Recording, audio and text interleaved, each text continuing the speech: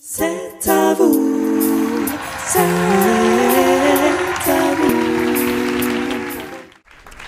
Chaque candidateur reçoit un invité professionnel du spectacle. C'est un bonheur ce soir d'accueillir un ami de longue date. On ne s'est pas vu depuis un petit laps de temps, mais il s'avère qu'il est à l'actualité plus que jamais en revenant au one-man show qu'il avait laissé tomber pendant quelques années.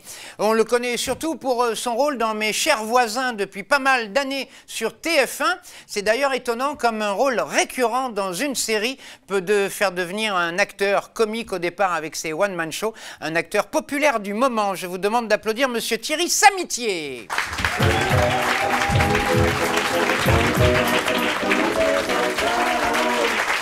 Salut mon Thierry. Comment vas-tu? Ça va bien? Ça va.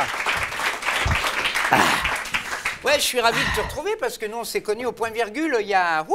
Attends, je regarde comment tu croises les jambes parce que je me dis que si on a tous les deux croisés comme ça, après si je décroise... Oh, ouais, c'est bon. Et ouais. On s'est connus au point virgule dans les années 90, ça nous rajeunit pas. Ouais. À l'époque, j'avais créé le Trempoint, la scène ouverte du point virgule qui existe toujours, et j'avais vu ton premier sketch, tu t'en rappelles? Oui, je crois que tu m'avais jeté, il me semble, non? T'arrivais avec une religieuse au chocolat et une petite bougie dessus. Ouais, t'avais trouvé ça nul, ouais, je me souviens. Et on s'était fâchés pendant de nombreuses années. Après, tes one-man shows se sont fait repérer, parce qu'au départ, tu t'es fait repérer avec des one-man shows. Ouais, c'est surtout ça, ouais. Ils ont des drôles de titres, tes one-man shows, tu t'en rappelles? Ouais. C'est quoi les titres de Alors tes le one-man? premier, ça s'appelait Je mourrais pour toi si j'en avais les moyens. Ouais. Après? Et puis après, je sais plus. Il y en a un avec Sharon Stone. Ouais, pourquoi j'ai quitté Sharon Stone. Ouais. Après, il y avait Pourquoi j'ai baisé Sharon Stone. Pourquoi j'ai baisé Sharon Stone, ça a moins marché. Ouais, j'ai fait 2 soirs. Et puis voilà, quoi, je veux dire, en gros. Ce qui est assez incroyable, c'est que tes one-man shows au Festival d'Avignon, ont déclenché des tollés dans la presse, tout le monde t'a repéré, les intellectuels t'ont classé comique un petit peu intello sur Avignon. C'est vrai, ouais. Alors que c'était pas trop le cas dans les cafés-théâtres parisiens. La vache, qu'est-ce que je peux répondre? Ouais. Est-ce que le fait d'être à Avignon avec un one-man show et dans un humour, parce que tu as toujours été sur un humour un peu absurde, un peu subtil, et disons-le, carrément... Ouais, c'est vrai qu'ils ne correspondent pas tellement en fait à l'image que je représente maintenant sur TF1, quoi. Ouais, c'est un petit peu ça. Ça m'est arrivé, par exemple, à Avignon, pendant que j'étais dans Nos chers voisins, de flyer à la file de Nicole Ferroni, parce que je trouvais que ça correspondait un peu à son public, et les gens se barraient quand je leur tendais un tract, ils étaient là, et ils se cachaient comme ça. Et bon, ça fout les boules, quoi. Oui, sauf que tu as fait Mes chers voisins après tes succès à Avignon. Oui, mais j'ai fait Avignon, j'ai fait un Avignon pendant les voisins. Ouais. Ah, donc tu étais revenu au One Man alors? Ouais, complètement. Et parfois, il y avait le public de TF1 qui était là.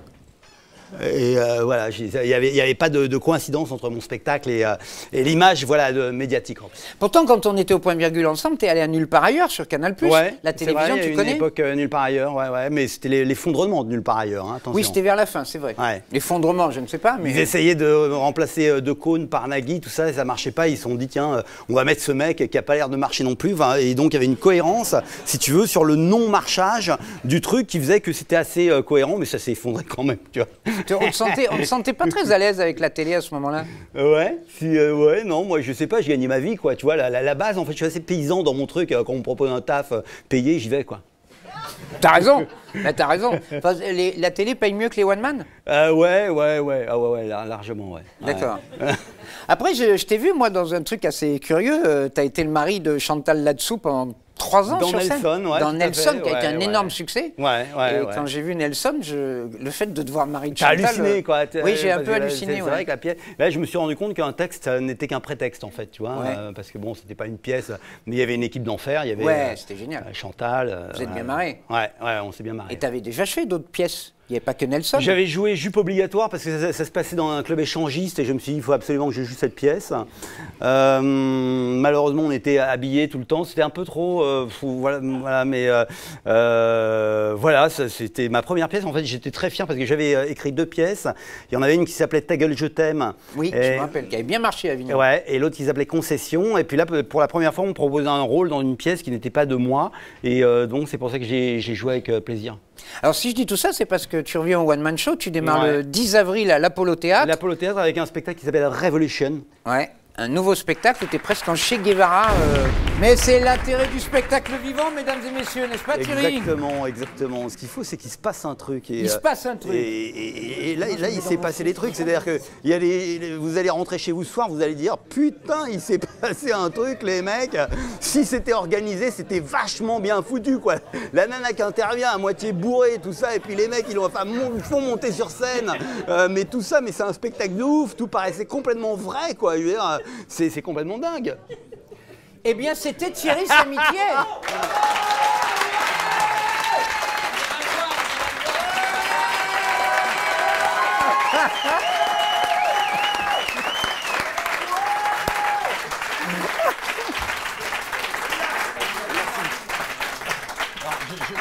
Je voudrais dire un petit mot sur le spectacle qui va suivre. Donc oui. on va avoir des jeunes humoristes.